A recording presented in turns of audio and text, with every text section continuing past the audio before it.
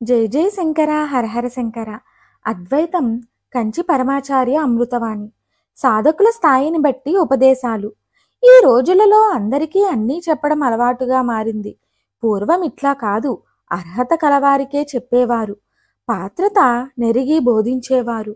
మహోన్నత సత్యాన్ని ప్రాథమిక దశలోనున్న వారికి బోధించేవారు కాదు.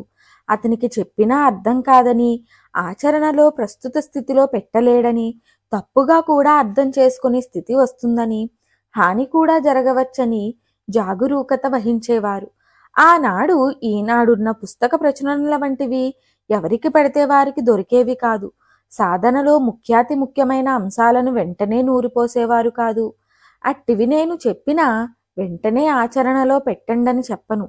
మనిషి మాయలో చిక్కుకొన్నాడని, ఆత్మపై దృష్టి పెట్టండని, క్రమక్రమంగా ముందుకు సాగండని చెబుతాను. అద్వైత జ్ఞానం అందించే బాధ్యత మఠాధిపతులకు ఉంది. కాబట్టి చెబుతున్న ప్రాథమిక జ్ఞానమైనా అందరికీ తెలిసి ఉండాలనే భావనతోనే అన్నీ విడిచి ఆత్మ విచారణకు పూనుకోండని చెప్పడం లేదు. అసాధ్యమైన దానిని ఇప్పుడే అభ్యసించిండని చెప్పడం కాదు. ద్వైత కర్మలను, భక్తిని ఎక్కువగా వివరించకుండా వాటిని చేస్తూ అద్వైత లక్ష్యాన్ని మరువవద్దని చెప్పడమే నా లక్ష్యం.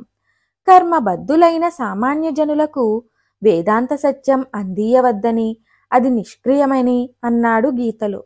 ద్వైతులకు అద్వైతులకు ఉపదేశం భిన్నంగా ఉంటుంది. ద్వైతాన్ని ఆచరిస్తూ క్రమక్రమంగా దాన్ని తగ్గిస్తూ అద్వైతాన్ని అభ్యసించగలగాలి.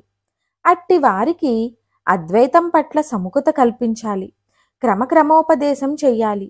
ఇక అద్వైత సాధకుడు ద్వైతాన్ని గూర్చి ఆలోచించకూడదు. ఈశ్వరుడని, ఈశ్వరానుగ్రహమని చెప్పకపోవడం ఇట్టి అద్వైత సాధకులను ఉద్దేశించే. పై మాటలు ద్వైతానికి చెందినవి కనుక నేడు శ్రోతల స్థాయిని గమనించకుండా అందరికీ అన్నిటినీ బోధిస్తున్నారు. దీని ప్రయోజనం సున్నా. ఎంతో తీవ్రమైన సాధన ఉంటేనే గాని అద్వైతం పట్టుబడదు. కర్మ ఉపాసనలు చేసి చిత్తశుద్ధిని పొంది సన్యాస స్వీకారం చేసి మహావాక్య శ్రవణం చేసిన వారిని ఉద్దేశించే అద్వైత శాస్త్రాలు వ్రాయబడ్డాయని మరోసారి గుర్తించండి. అందుకే అవి ఈశ్వర కృప గురించి గట్టిగా చెప్పవని చెప్పడానికి అదే కారణం. బౌద్ధిక దశలో సాధన చేస్తున్నంత కాలం వారిని కేవలం అద్వైత నిష్టలో ఉంచడానికే నిధిధ్యాసనం. పట్టుబడిన వారికే, మనస్సును పూర్తిగా గెంటివేసిన వారికే ఆత్మ సాక్షాత్కారం.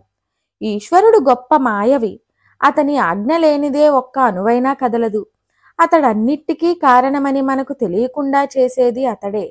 మన ఆలోచనలు గందరగోళంగా ఉన్నప్పుడు మనకు వచ్చే ఆలోచనలను అతడు అంగీకరించడని మనకి తెలుస్తుంది.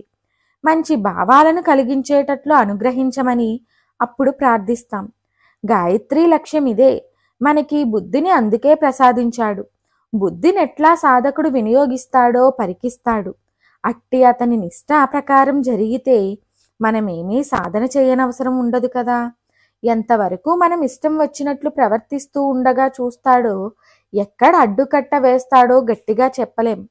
ఈ రేఖను గుర్తించడం కష్టం. మన మనస్సు ఉన్నతమైనది కాకపోతే మనం ఇష్టం వచ్చినవి చేస్తాం. మన మనస్సుకు ఉన్నతిని తీసుకొని వచ్చి మన మనస్సుతో ఆటలాడుతాడు కూడా. మన ఉన్నత స్థితిలో అతడు కృప చూపించాడు కనుక ఇట్టి ద్వైత స్థితిలో ఉండిపోదామని అనుకుంటాం. ఇక జీవునకు అద్వైత స్థితి పట్టుబట్టడం ఎలా? ఈ స్థితి రానంత వరకు భక్తుని అడిగినవి ఇస్తూ ఉంటాడు.